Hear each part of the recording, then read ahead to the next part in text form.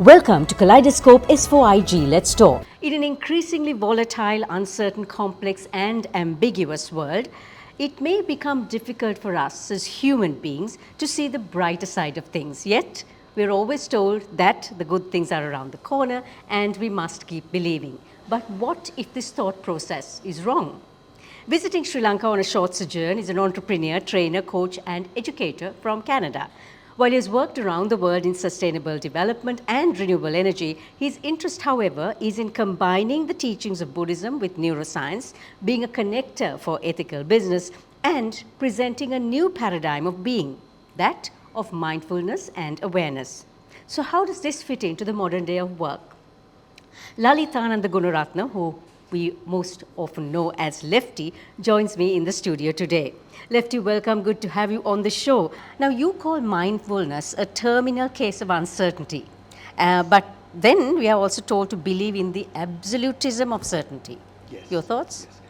This is a 600-year-old experiment, really, that started by separating the mind and the body, because the spiritual side of things and the technology side of things, science and technology, went in two directions after Galileo was imprisoned and the church went against the scientific thinking. So they called it a truce and they have gone on a separate trajectory.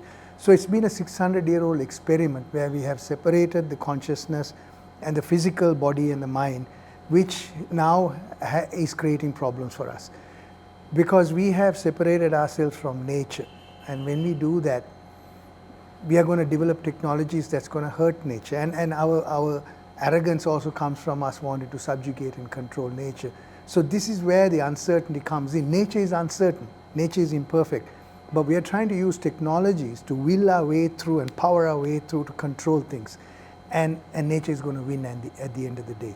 So how does this fit in to the modern way of doing business, using technology, as you say? This technology, now more and more people are realizing the folly of separating technology with everything else, with nature. Because we are seeing nature changing around us and nature getting angry at us human beings for what we are doing. So we have no choice now but to acknowledge the fact that we have to think about the air that we breathe, the water that we drink, the food that we eat, because we have now seen the results of the poisoning that we have done.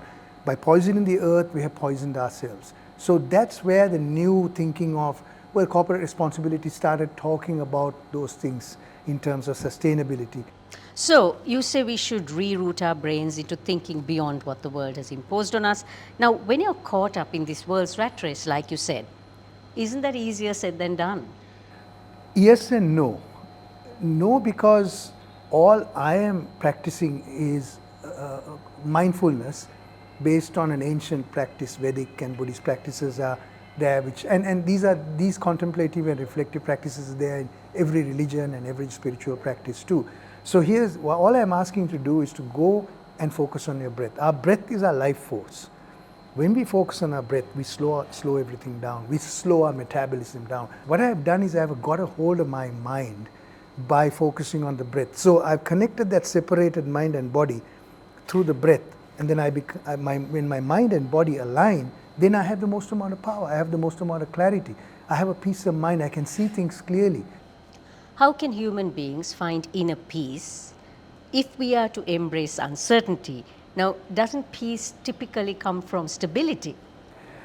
No, because the natural world is uncertain. Nature is totally uncertain.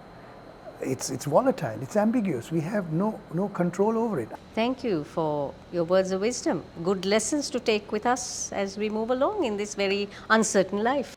So that's my next month's reading list sorted. Take a trip or two this weekend and we'll be back next week.